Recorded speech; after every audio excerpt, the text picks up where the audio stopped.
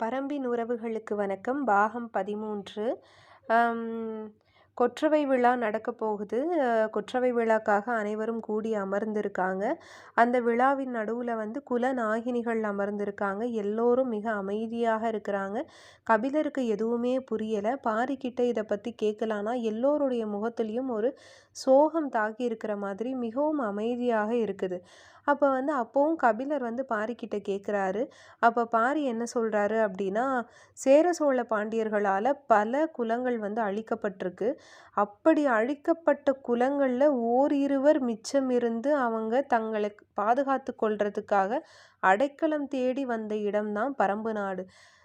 பாரியை நாடி தான் அடைக்கலம் தேடி வந்திருக்காங்க. இவ்வாறு 16 முற்றிலுமாக அழிந்துவிட்டது என எண்ணக்கூடிய ஒரு 16 குலங்கள் பாரிக்கிட்ட பரம்பு நாட்டில் தஞ்சம் புகுந்திருக்காங்க.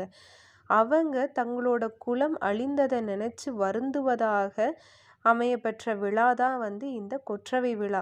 ஏன்னா கொற்றவை விழா, கொற்றவை கூத்துங்கிறது பாலை நிறத்துக்கு உரியது. அது மிகவும் வருத்தத்தை தெரிவிக்கக்கூடியது. இது ஏன் ஒரு மலைநிலமான பரம்பில் நடக்குது அப்படின்னா, எல்லோருள்ளும் ஒரு வருத்தம் இருக்க தான் செய்யும். அதனால் இது எல்லோருக்கும் பொதுவானது அப்படின்னு சொல்லி அந்த கொற்றவை விழாவை நிகழ்த்துறாங்க. அது எப்படி தொடங்கும் அப்படின்னா, கொற்றவை விழாவில் ஒரு மரத்தின் கீழே பல கூடைகளில் பழங்கள்லாம் வச்சுருப்பாங்க.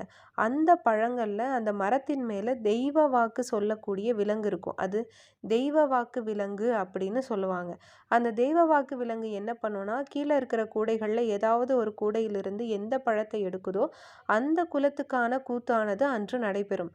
அதனால் எல்லோரும் ஆவலாக உட்காந்து காத்துட்ருக்காங்க. அப்போது ஒரு தெய்வ வாக்கு விலங்கு மெல்ல இறங்கி ஒரு கூடையிலேருந்து ஒரு பழத்தை எடுக்குது. அது என்னன்னா, மருத நிலத்தை சார்ந்த அகுதை அப்படிங்கிறவரோட குலம்.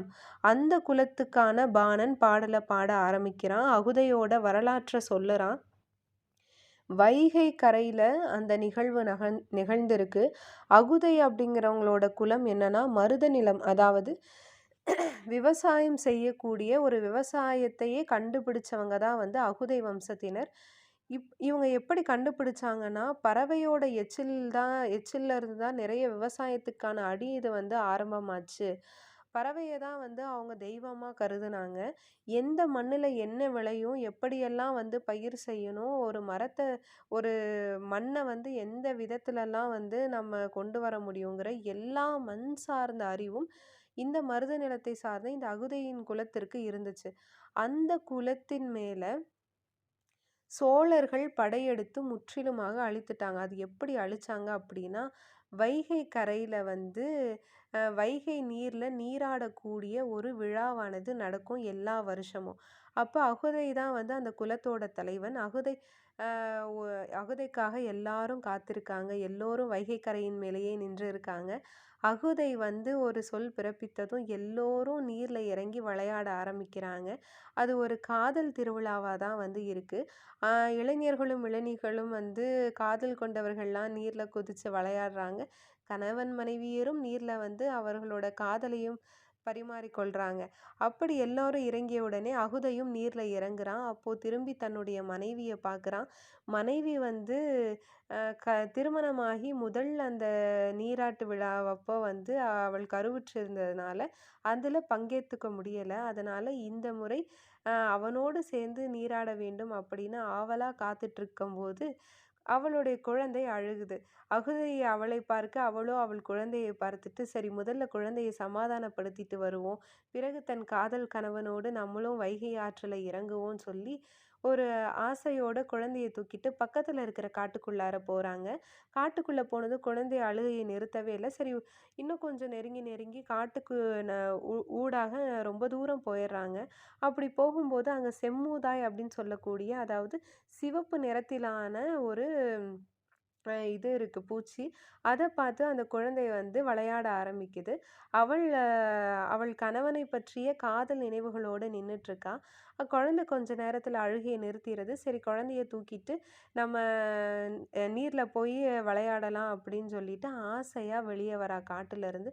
வரும்போது அந்த புனல் நீராட்டு விழாவுக்கான எந்த ஒரு சத்தமும் ஆரவாரமும் பேரொலியும் கேட்கவே இல்லை.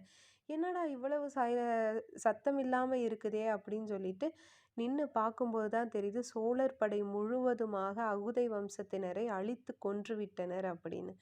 அந்த வைகை நதியானது முழுவதுமாக அந்த செம்மூதாய பூச்சிய போலவே செந்நிறத்துல ரத்தம் குருதி மிதந்து ஓடிக்கொண்டிருக்கிறது வைகை நதி. அதுல எல்லோரும் ஈட்டிகள் பெறப்பட்டவர்களாக எல்லோரும் அந்த வைகையில மிதந்துட்டு இருக்காங்க. இத பார்த்து என்ன செய்யறதுன்னு தெரியாம அவள் தன்னுடைய குழந்தையை அழைச்சிட்டு ஒரு வயதானவரோடு பரம்பு நாட்டுல போய் அடைக்கலம் புகுந்துடுறா. இந்த கதைய சொல்லிட்டு இருக்கும்போது எல்லோரும் மிகவும் அமைதியாகி அவங்களுடைய வருத்தத்தை எல்லாம் வெளிப்பட்டுட்டு இருக்கு.